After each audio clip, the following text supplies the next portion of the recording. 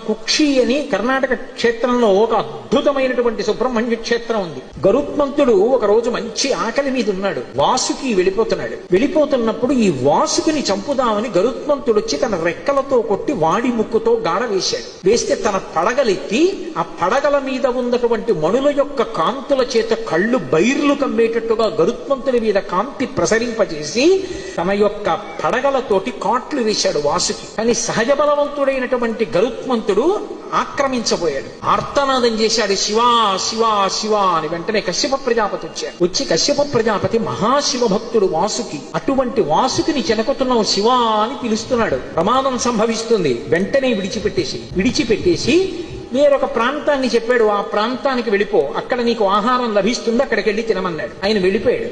వాసుకి వంక తిరిగి, నువ్వు ఇంతటి శివభక్తుడివి, నువ్వు దక్షిణాదికి వెళ్ళిపోయి అక్కడ పరమశివుడి గురించి తపస్సు చేయమన్నాడు. అసలు పేరు కుక్షి. కుక్షి అంటే గుహ. ఒక గుహలో కూర్చుని తపస్సు చేశాడు. తపస్సు చేస్తే పరమశివుడు ప్రత్యక్షమయ్యాడు. కలియుగంలో నా కుమారుడు సుబ్రహ్మణ్యుడు అవతారం చేసి ఇక్కడికి వస్తాడు. తర్పణ తీర్థంలో స్నానానికి వస్తాడు. అప్పుడు నిన్ను అనుగ్రహిస్తాడు, నువ్వు ఇక్కడే ఉండమని లింగ రూపంలో పిలిచాడు. వాసుకి అక్కడే చుట్టలు చుట్టుకుని ఉంటారు. అక్కడికి తర్వాతి కాలంలో సుబ్రహ్మణ్యుడు వచ్చి సుబ్రహ్మణ్య కళ్యాణం కూడా అక్కడ జరిగింది అని చెప్తారు.